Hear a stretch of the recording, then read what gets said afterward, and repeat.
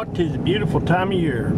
We got pears in bloom. There's one variety, and you can see the variety change here, but it's still pears. You can tell the difference in the color of the bark and the blossom and the leaves of the difference between a D'Angelo and a Bartlett.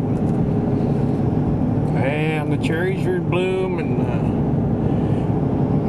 probably almost post-bloom down in the valley floor.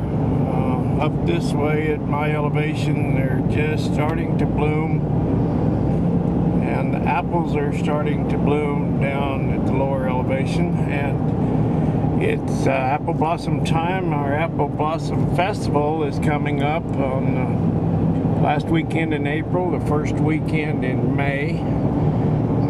May 2nd is our Classy Chassis Parade in the evening, and then May 3rd is the car show during the day. Here's some more cherries in bloom on both sides of the road here. And then we will go into the more pears here on both sides of the road. And boy, I tell you what, this valley is a pretty place when all these orchards come into bloom. Hills are starting to turn green. I hope we'll get some rain. Those yellow mountain sunflowers are starting to pop.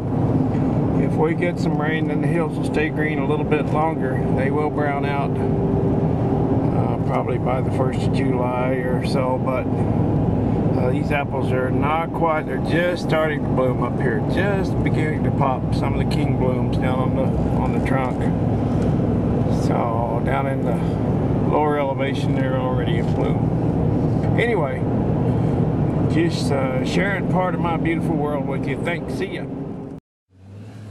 There's a few of the mountain sunflowers on the sunny side of the mountain starting to bloom, and over here we even have a few peach trees.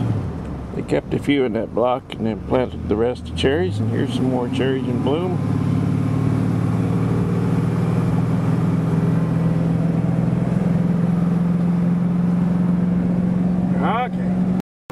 Guess that's enough of that foo-foo stuff. On to a little bit more farming here. My neighbor took out this block of cherries. They were an older variety and not profitable anymore. It just cost too much for the spray material and upkeep and the pruning and the maintenance on them to make it worthwhile, and they were too old to graft, so he yanked them out. And I think he's going to put in Christmas trees. I don't know, something to keep the taxes from going up.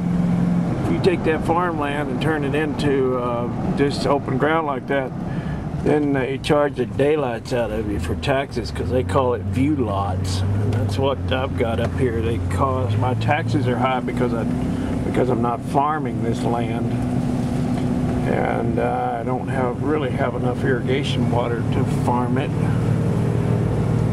So I wind up with a pretty big tax bill every year. But, you know, that's the price of living in paradise, I guess.